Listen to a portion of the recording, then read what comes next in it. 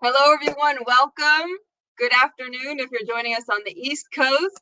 Good morning if you're on the West Coast, where our featured speaker is today. I'm really excited to have you join us today and to hear all about Lubab Sheet-Davis's career in innovation and how she's contributed to some great research and projects. My name is Carrie Slade. I'm the Assistant Academic Director of Temple's Innovation and Entrepreneurship Institute, and I'm also an Assistant Professor in the Department of Strategic Management. So again, welcome to another installment of our Innovation Leader Speaker Series featuring Lubab Sheet-Davis, who is Vice President of Strategy and Innovation in the Office of the CTO at Lam Research, an $11 billion leader in semiconductor manufacturing. We're using the remote platform to give us a little bit of a break from Zoom, so we hope you'll stay on with us for the last half hour for some networking at the theme tables, or if you want to talk to me, I'll be there as well as Lubab will be staying with us as well. Okay, so I've just got a couple of announcements before we get started. So let me get through those. I'm hoping you can see the PowerPoint screen. Again, welcome to this installment of the Innovation Leader Speaker Series. This program grew out of our desire in our innovation and entrepreneurship graduate programs to share some of these perspectives with the wider community. If you're interested in learning more about innovation management or entrepreneurial perspectives, whether you want to start your own business or do innovation and entrepreneurial exercises within a company, feel free to talk to me. You can also scan that QR code there. There's some really exciting courses like Creativity Unleashed, Innovation Intelligence, which I teach, and Global Innovation Strategy that can really bring your thinking up to the next level on these topics. We want to take a moment to thank our sponsors, the Innovation and Entrepreneurship Institute, of course, the IEI at Temple at the Fox School of Business, the Product Development and Management Association at the Philadelphia chapter, the Innovation Research Interchange, Technically Philly, and Fox's Center for Student Professional Development. It's especially exciting because we're starting to see a virtuous cycle where some of our ILSS attendees then become speakers or introduce us to speakers. So Lam Research is an IRI member, and we're really excited that we were able to convert some of those attendees from IRI into speakers. If you have any ideas for this series, or you want to talk to me about an event, feel free to reach out. We have another event coming up in just about a month with Vineet Mehta, who's the Director of Information Governance at Comcast, which is Streamline Your Information Governance, Business in the Era of Privacy. He's really on the cutting edge, understanding some of the new legislation that's coming out, not just nationally, but internationally, about how companies need to treat data. And it's an issue you cannot ignore, that is for sure. If you'd like to get involved with the IEI in many different ways, we have mentorship opportunities. You can review submissions for a business plan. We have some other counseling and mentoring opportunities just generally throughout the year. So please scan that code, or you can ping me and I can send you the link to sign up. All right, so again, we're going to be networking after the program, so I hope to see all of you there. And I'm going to unshare my screen so I can give the introduction to Lubab. So let me, hopefully I'm not sharing anymore. All right, so Lubab Sheet-Davis is Vice President of Strategy and Innovation in the Office of the CTO at Lam Research. She brings together technology, people, and business in managing a portfolio of innovation programs and events. Lubab joined Lam Research in 2007 in strategic development and was a core member of the $3 billion Novellus merger. Prior to joining Lam Research, she was Senior Director at Semi, matchmaking startup in the technology, energy, and materials industries. In 2000, she co-founded semisales.com, an e-commerce pioneer.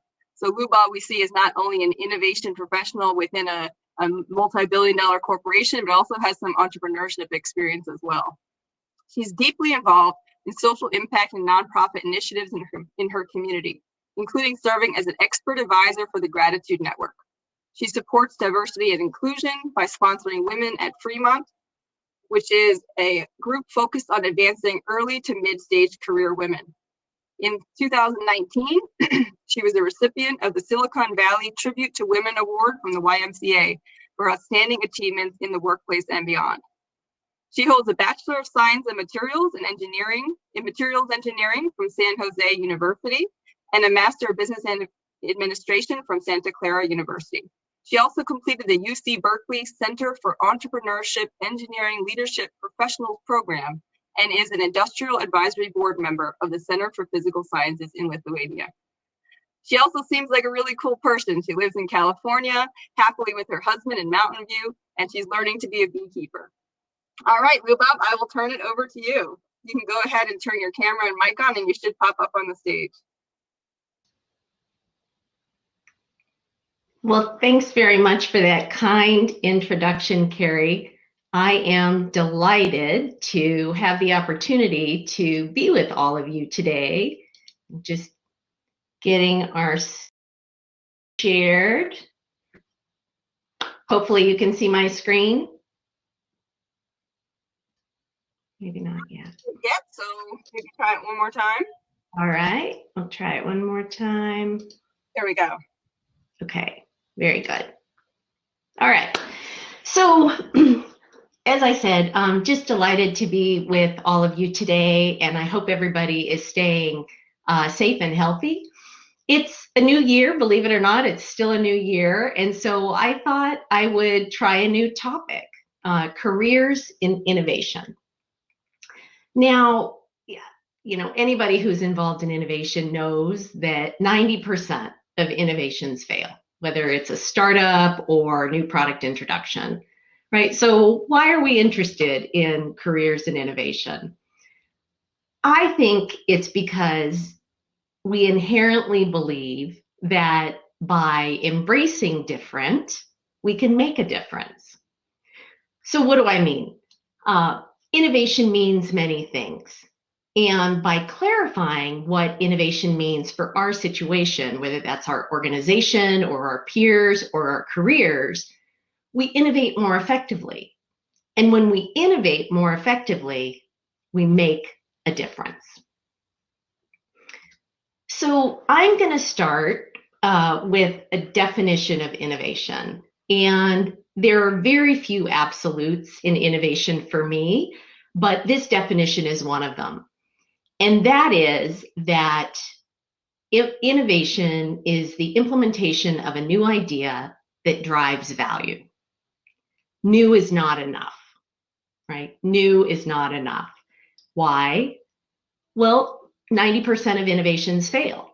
And so to innovate effectively, you really have to get a lot of things right. And generally, the best innovations come from that intersection of people, technology, and business. So if the definition I just shared with you is absolute, you know, what am I talking about when I say innovation means many things and we're embracing difference?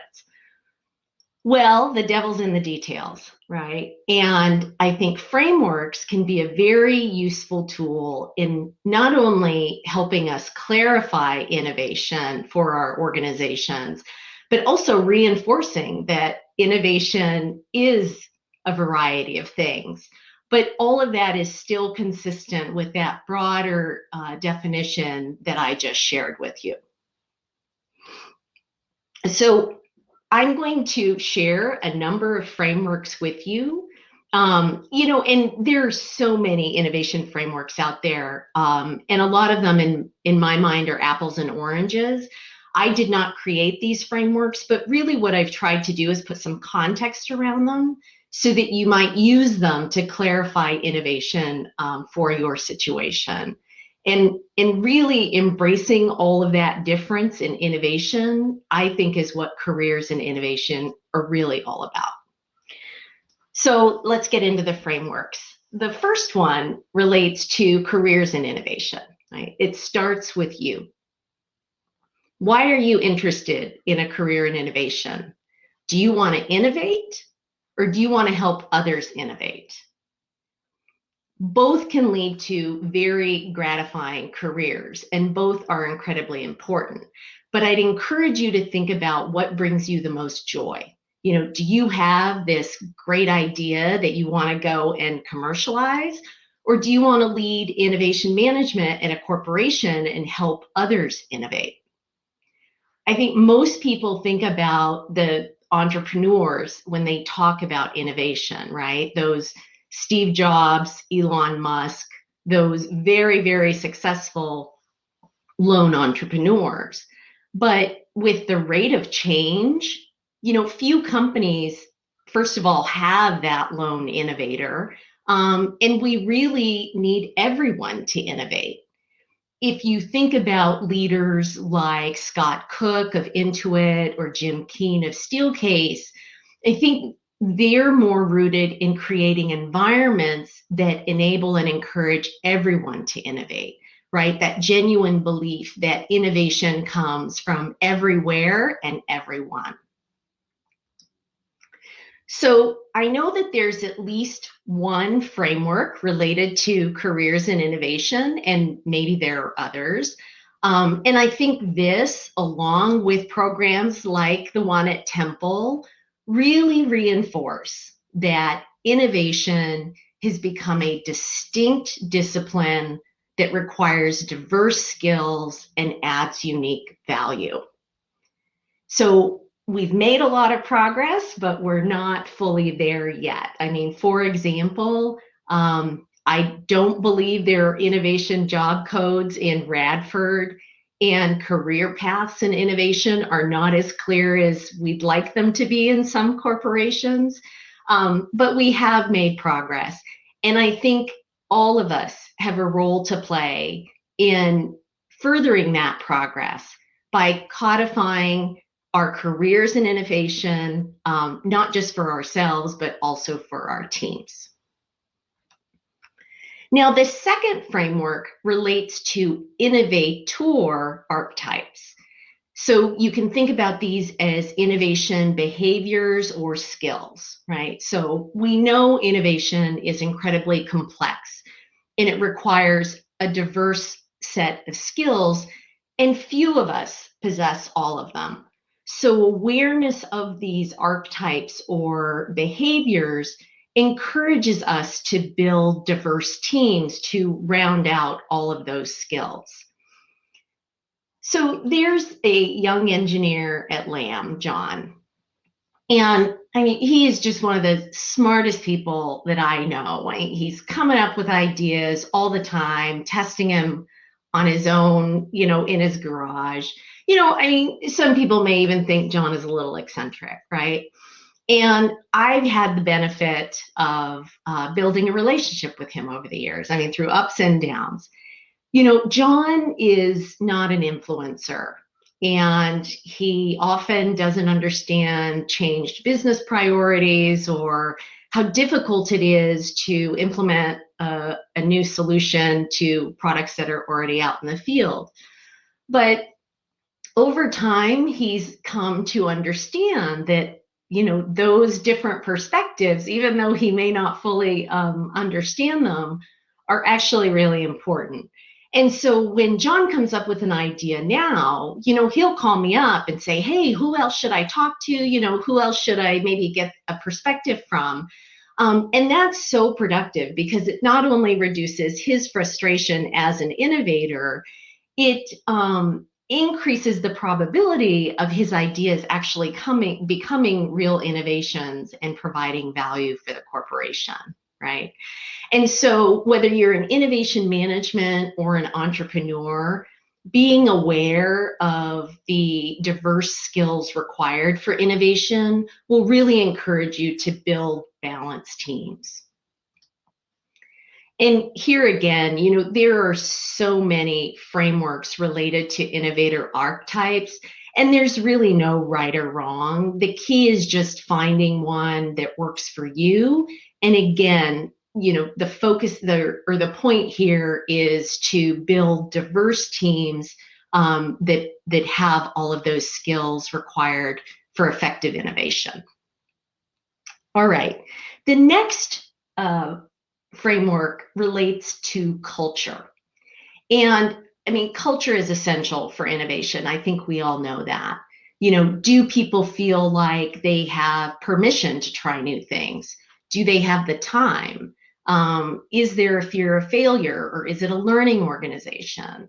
Do you make it so hard that people just give up? I mean, the reason these things are so important is because culture is really, really hard to change. And at most, you'll be able to affect one or two areas, right? By building capacity to try and drive that change. If you're an entrepreneur, right, you start up a company and, the appeal is you can build the culture from the ground up. I absolutely loved the team and culture at my startup, but I absolutely love the culture and my team at Lam, right? So culture is really, really important, but it's also really, really hard. So one of my favorite frameworks in this regard is really quite old, and it's the 9 rules for stifling innovation. And the reason I like this framework so much is because it really worked for my situation, for our situation. It allowed us to discuss culture in a serious but non-threatening way, right? I mean, sometimes culture can be the sacred cow that, only the CEO can discuss. And so I remember sending this around, and we just got tons of feedback, right? Some people joked, oh, yeah, we're 6 out of 9. Other people came back and responded, we're doing this and we really need to stop doing it. And so the idea that we came up with is we actually created innovation killer cards. And we put them in all of the conference rooms around the campus.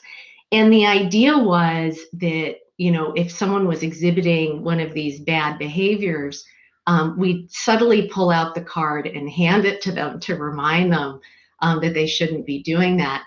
And, I tell you, the threat of those cards, just having them in the room, made a world of difference.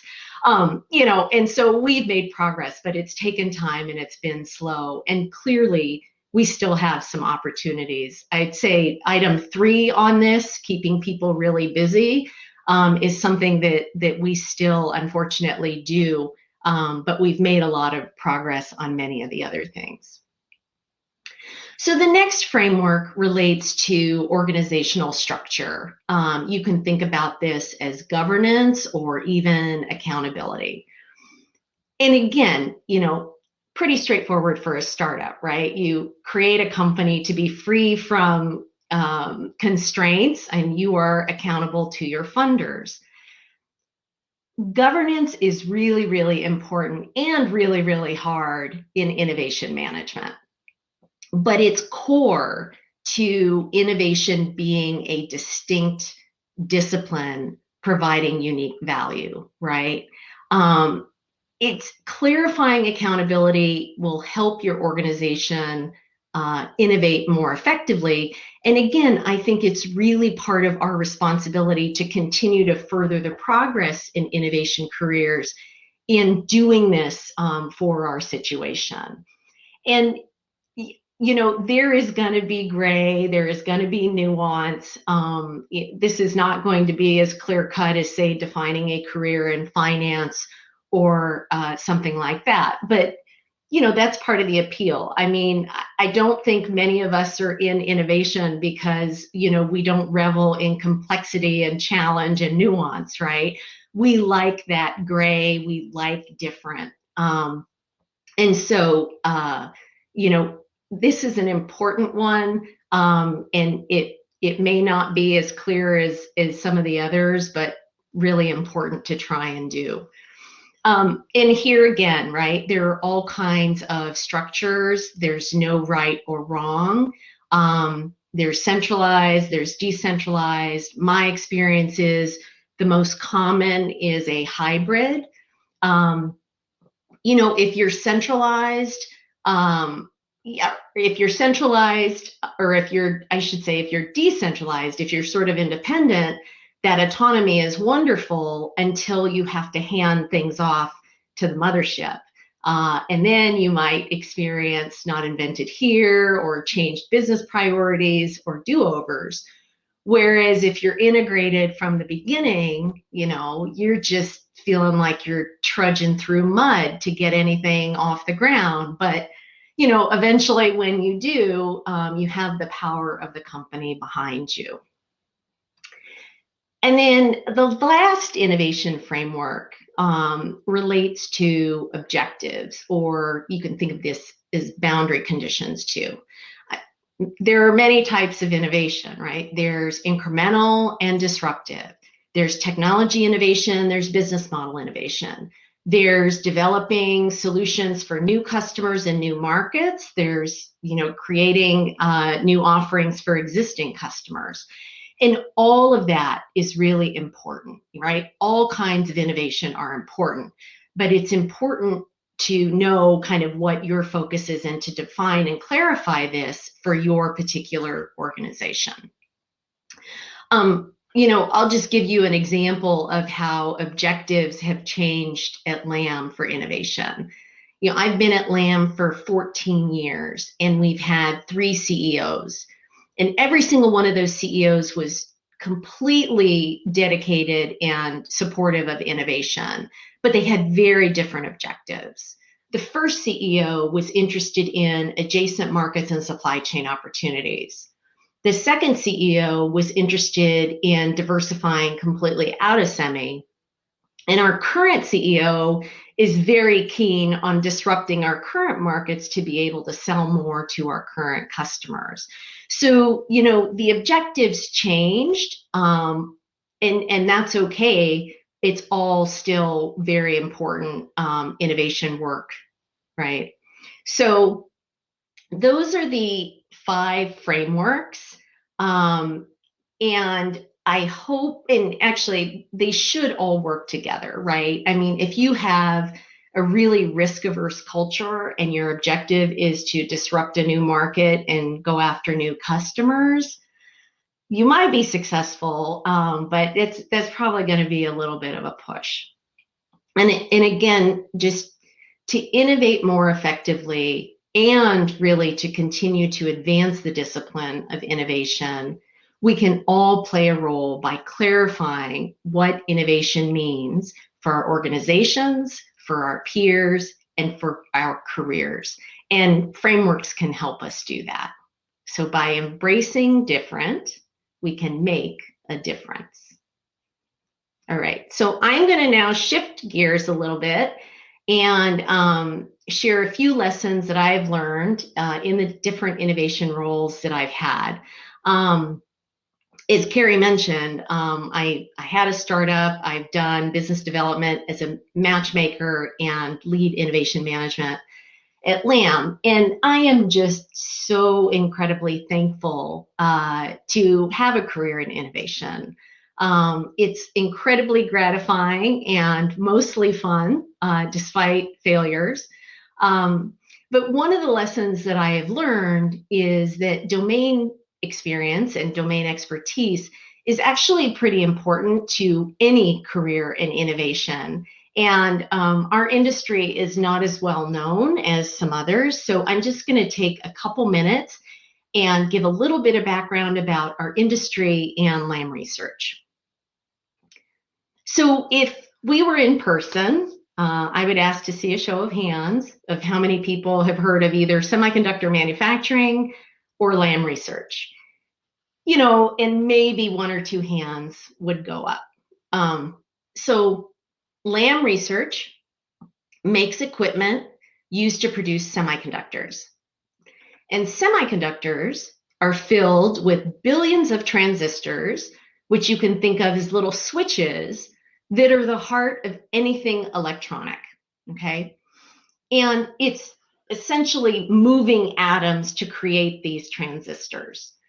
To give you an idea, although I don't know if this will, of the size that we're talking about, the most advanced transistors are about 10 nanometers in length, okay? And your fingernails or your toenails grow at a rate of 1 nanometer a second, okay? So it's just mind-boggling technology that is just incredibly cool, and it's just fun stuff. And it's good business too. The pace of change in our industry is exponential. It's governed by Moore's law. And, few really understood the rate of change of an exponential before the pandemic, but that rate of change has been well known to our industry.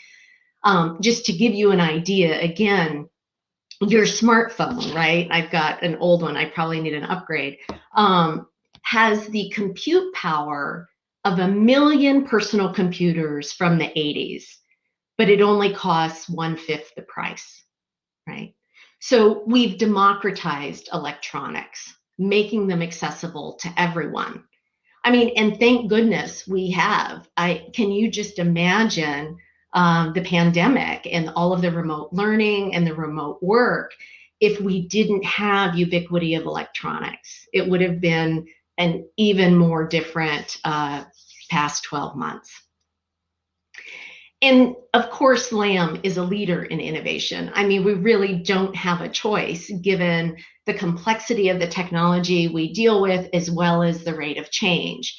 And it really is our sustained commitment to innovation, and more importantly, the people we are able to attract because of that sustained commitment that has allowed us to consistently outperform the market and our peers. I mean, we've gained market share, we've increased profitability, and we've seen amazing growth in our stock price, and we are hiring. Our ticker is LRCX, and you can check out careers at Lam Research.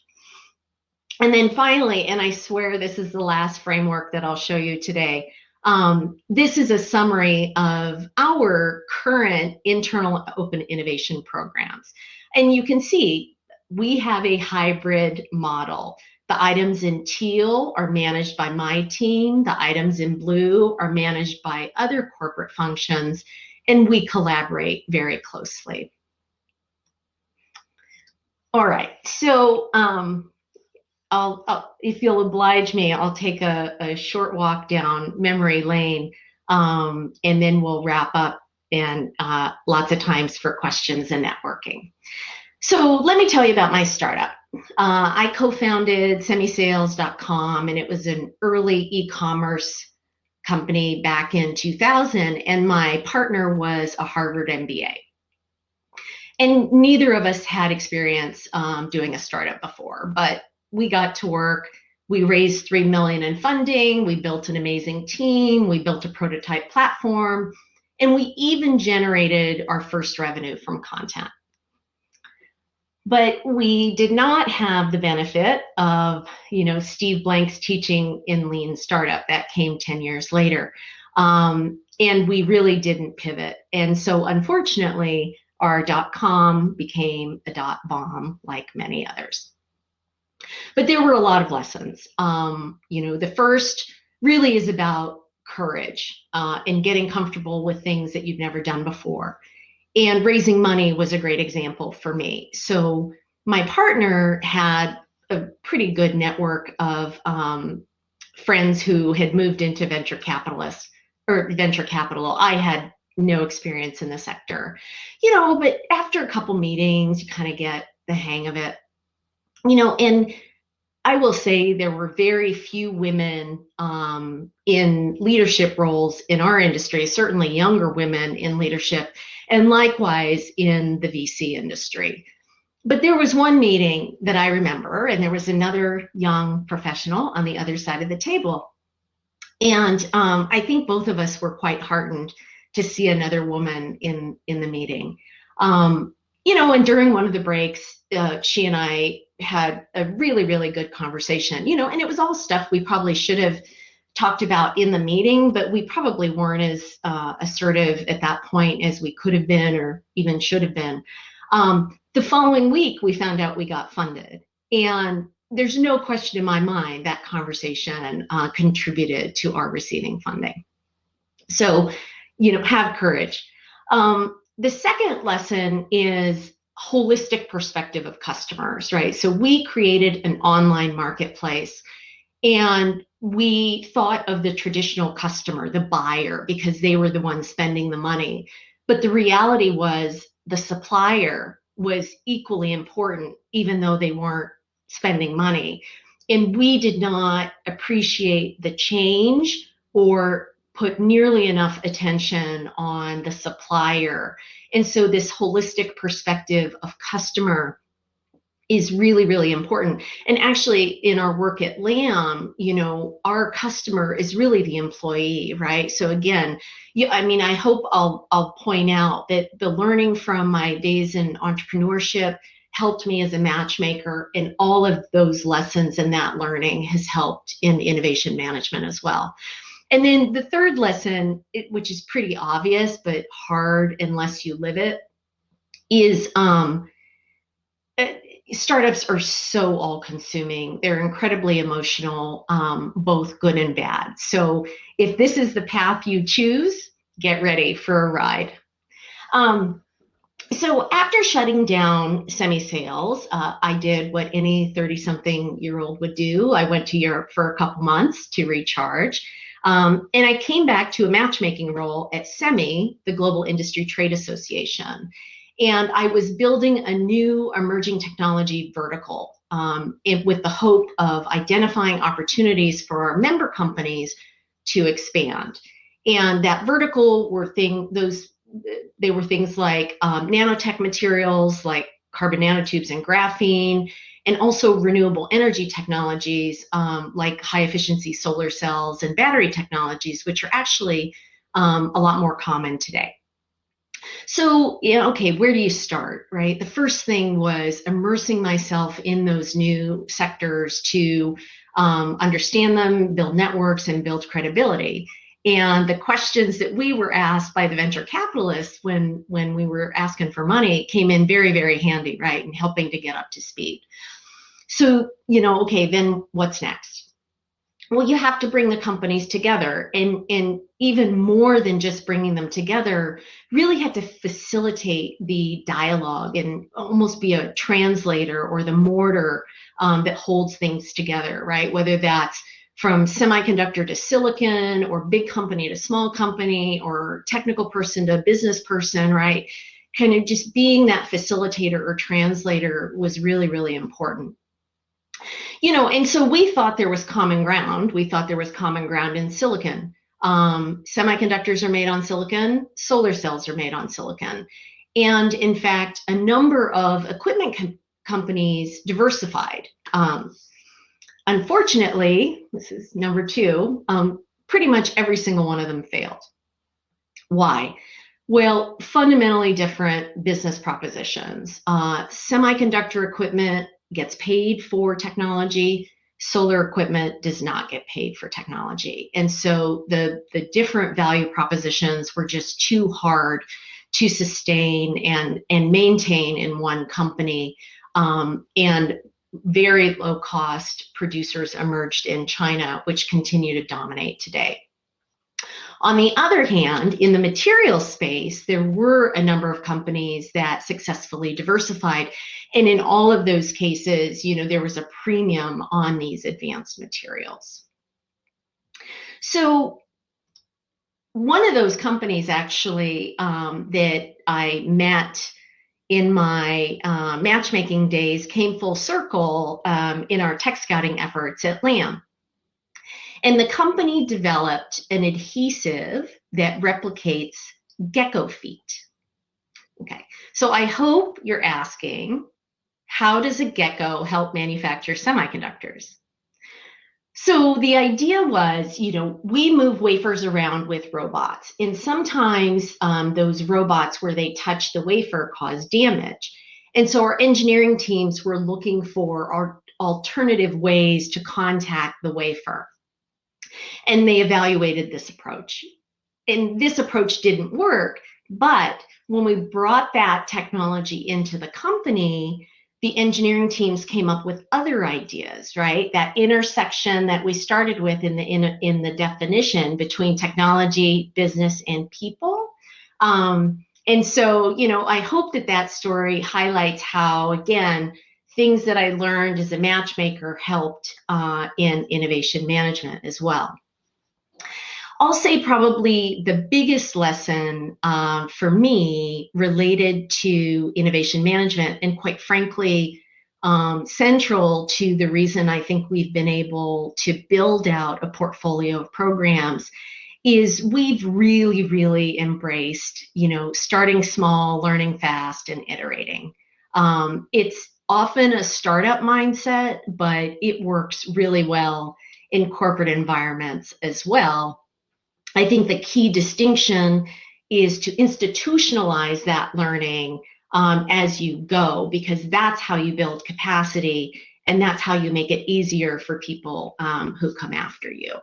So, and it's really been through my time at Lam that I really came to appreciate this distinction between innovating and helping others innovate. And again, it's not entirely binary, but I find the most joy, I find the most satisfaction in helping others innovate, kind of like the story about the young engineer, John, that I shared earlier.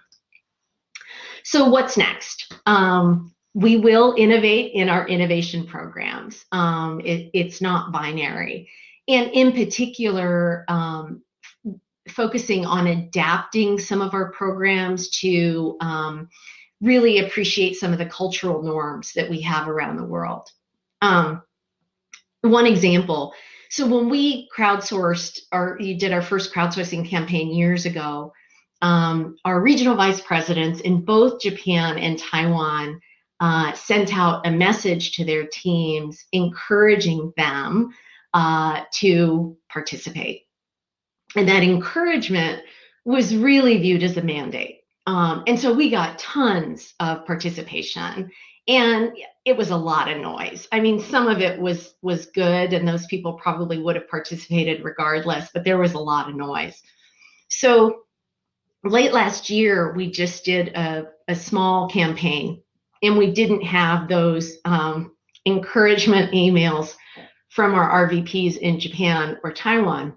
And we got no response whatsoever from them, no participation. And so, right, it's kind of like Goldilocks and the Three Bears. Figuring out those cultural nuances is really important. And likewise, in some of our design thinking training, especially when we're doing it remote, we're learning, we need glossaries that explain terms and things like that. And then the second thing is we are going to leverage the innovation platform that we have to amplify diversity and inclusion. And there are so many parallels between diversity and inclusion and innovation. There's cognitive inclusion, there's creating safe environments, there's fostering belonging, empathy and human-centeredness, valuing all voices, right? And so we really want to be deliberate about reinforcing that supporting inclusion and diversity helps you innovate better. And I'll share just one last story before wrapping up here. And it's a story about how really inclusion and diversity improves innovation.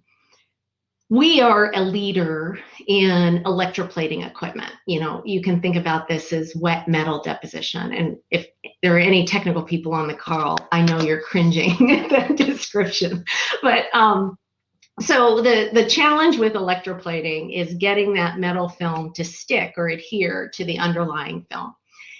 And one of our technologists sought out a professor at UC Santa Barbara who was studying how sea mussels stick to the bottom of ships, right? So anybody who's tried to pry a sea mussel off of a boat knows they're stuck on there really well. And so by understanding how the sea mussel attaches in seawater, right, in an aqueous environment, he was able to design a molecule to improve the adhesion of his films to underlying surfaces. And I just think that's such a wonderful example of, innovation can come from anywhere, and being open and receptive to it. And, again, supporting inclusion and diversity leads to better innovation. So I will end with a quote. This photo reminds me of my mother, who I haven't seen nearly enough in the last year, but she got her first dose of the vaccine. So hopefully I'll get to see her soon. But this is a photo of Barbara Mikulski, who is one of the longest serving female congresswomen who served in both the House and the Senate. And she said, each one of us can make a difference. Together, we make change. And I think that this really rings true for careers in innovation as well. So thank you very much for your attention. Delighted to take questions now, and I'll also be around during the networking. So thank you. Great, thank you so much, Lubab. That was very insightful, both in terms of the innovation frameworks and your own experience as well. So thank you so much. Sure. All right, we've got a couple of questions, and if there are more, please put them into the chat. The first one, the chat or the Q&A function rather. The first one was in the chat, which I think related to something you said about the 3 different CEOs that Lam has had. Yeah. So does that mean that different innovators have different objectives, and how, maybe you could elaborate on that idea a little bit, that the way someone approaches innovation would actually influence innovation throughout the whole organization? Yeah, I mean, I think, it's sort of the guiding principles. I mean, so understanding the corporate strategy, right? I mean, I always wear 2 hats, but understanding what the CEO's focus is, that is the boundary condition, right? And then understanding within that boundary condition, well, are we to build capacity in that regard? Are we supposed to, grow our markets and find new customers? So I mean, it really is boundary conditions. And in those circumstances, if I'm an innovator and I'm really interested in pursuing a completely new market and that's not aligned with the CEO, it's probably going to be, you're swimming upstream in those instances, right? So it really is about the guardrails. And there are companies that are kind of wide open. And so it's just important to understand for your organization and your situation, what those guardrails are. Great, thank you. And Josh Cohen, would you like to come up to ask your question, Josh? Come on, Josh. And I think, Lindsay, you'll have to help me out because I didn't see a way for me to promote someone to speak.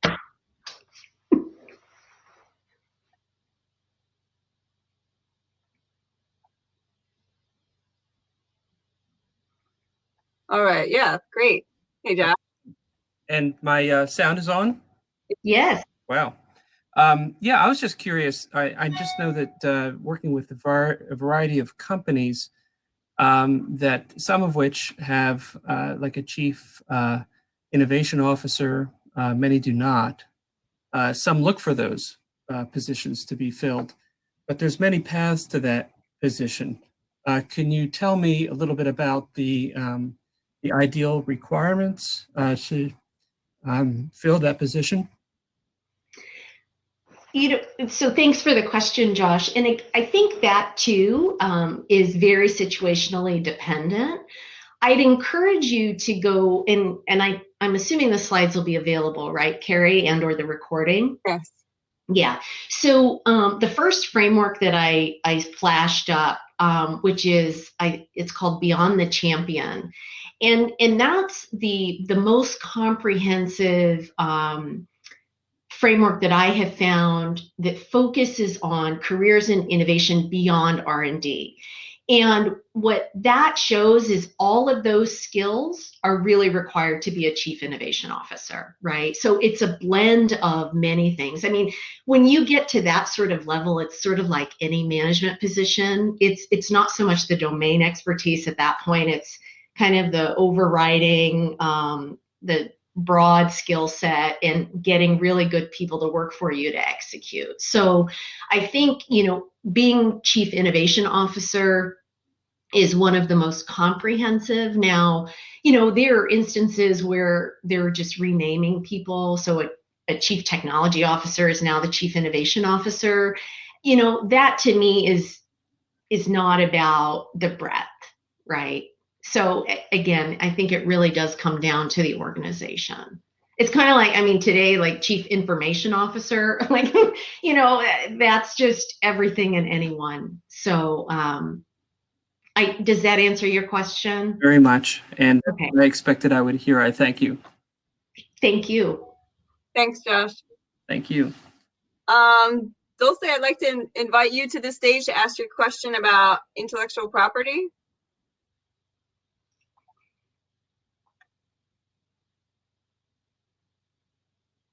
So if you would like to ask your question, just go ahead and turn your camera on or your mic on, and you should be available.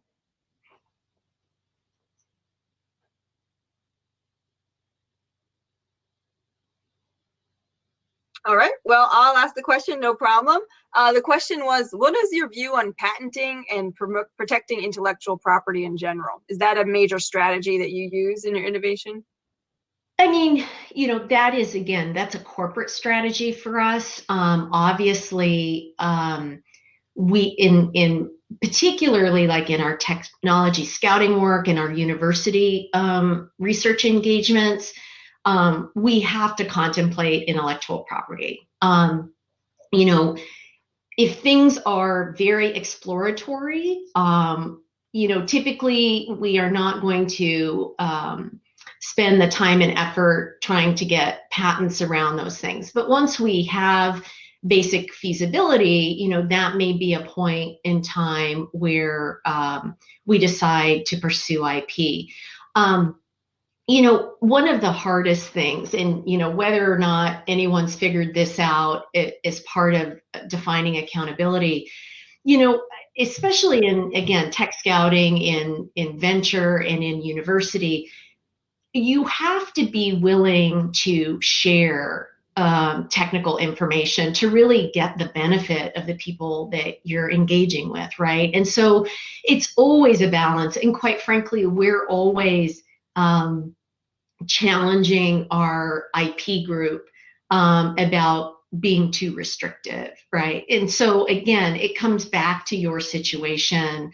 But you do, of course, you do need to protect IP, but I come from a belief personally that the speed benefit you get through collaboration is much greater than trying to lock things up. Interesting, great, thank you. We have a couple questions from the chat. Mohammed, you were first, so I'm going to invite Mohammed Iqbal up if you'd like to say your question.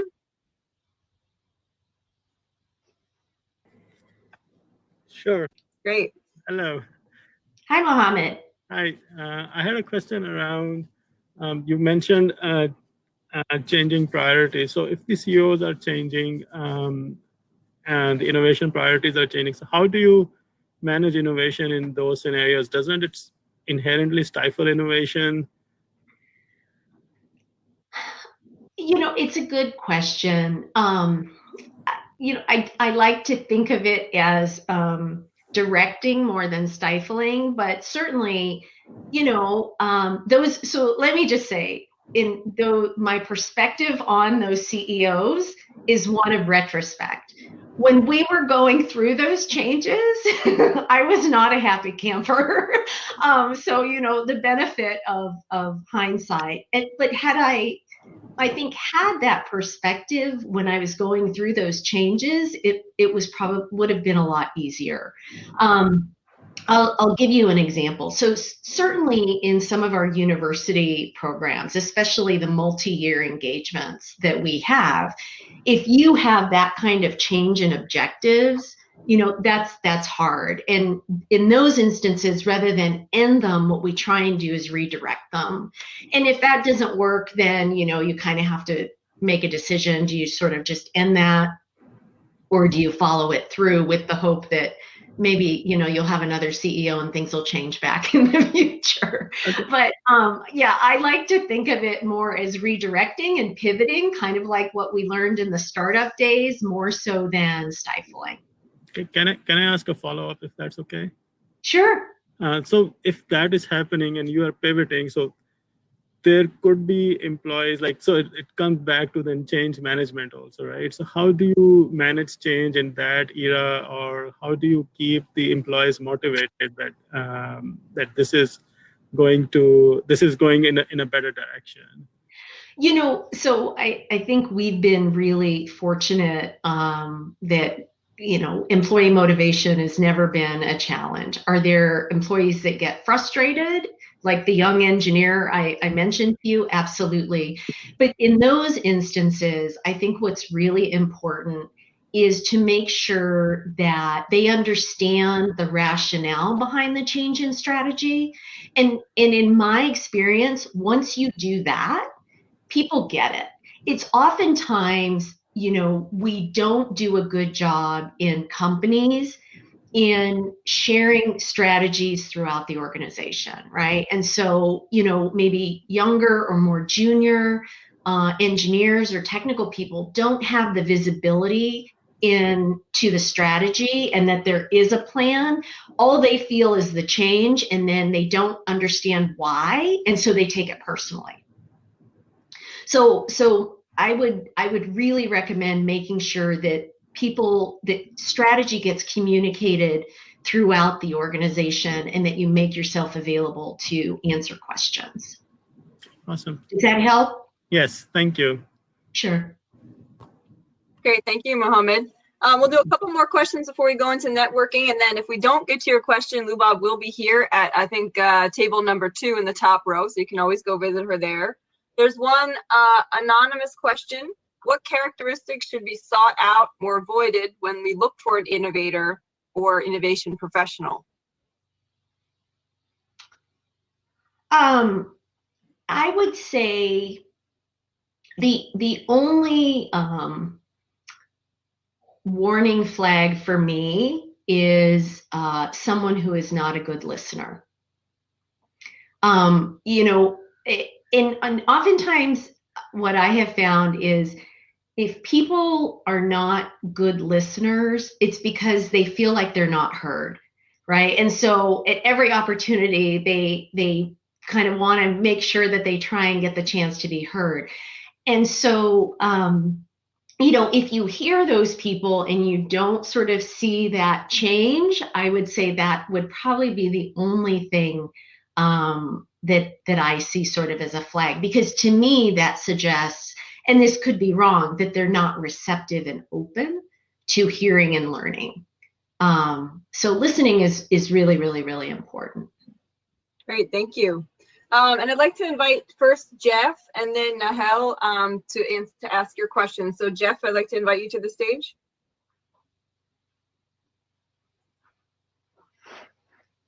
And if you do want to turn on your camera or your mic, then you can ask your question.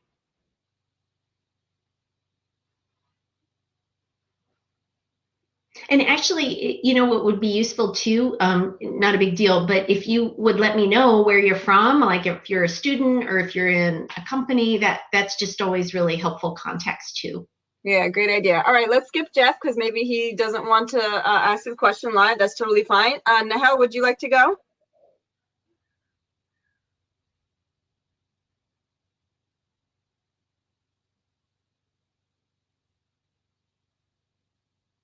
All right, so I'll pick one of these questions and then we'll go into networking. Apparently people are a little bit more shy than we anticipated. Okay. Oh no, there we go. Just a delay. Yes, I would like to ask about if you know about ISO, innovation of ISO innovation. Did you hear about it? Yes, it is a ISO. The International Standards Organization, I think, is that right? Yes, for innovation. They are working now to standardize the process of innovation. Do you think that is possible to make something like this? Wow. Well, first of all, thank you for letting me know about that. I didn't know. I would need, I can't really comment because I'm not really familiar with what they're doing. I'll maybe take it up a level. There are some people who think that having process is the antithesis of innovation. And I am not one of those people. I think it's very different. You need boundary conditions, but you need a framework to enable innovation. But part of innovation's maturity, right, and being a discipline and adding unique value is process, right? You can't have chaos in a corporation. And so as long as they're just not replicating, new product development or new business development, many innovation processes that I've seen are really new product introduction processes, which, are very important. But those aren't the things that are going to drive like disruptive innovation and those sorts of things. So, it's always going to come back to your organization and what you're trying to do. And there's probably elements of what they're doing that I imagine corporations would find useful. But what we do is always we pick and choose what works for our company and our culture, right? And so I'll check this out. Thank you for letting me know. I was not familiar with it. So yeah, Thank and you. I'll the other thing I can do too is I'll put my email in chat, and if anybody wants to follow up with me, happy to engage. Thank you. Sure, thank you. Thank you so much for that offer, Lubab. All right, so we do have other questions, but I want to allow us to network. And again, you can go to Lubab's table to ask her the questions directly. So I have to go to my table, right? Yes. The second one on the top row, next to my table. Okay, so I have to figure out how to get back. We can go back to the table view. For those of you wondering about the QR code for Suitable, we will be taking care of that. If you signed in with your Temple email address, you're good. If you did not sign in with your Temple email address, chat me and I will make sure you are counted. So thank you again, Lubab. Thank you everyone for joining us. And we look forward to networking with you for the next couple of minutes. Have a great rest of your day. Thank you. Oh, shit.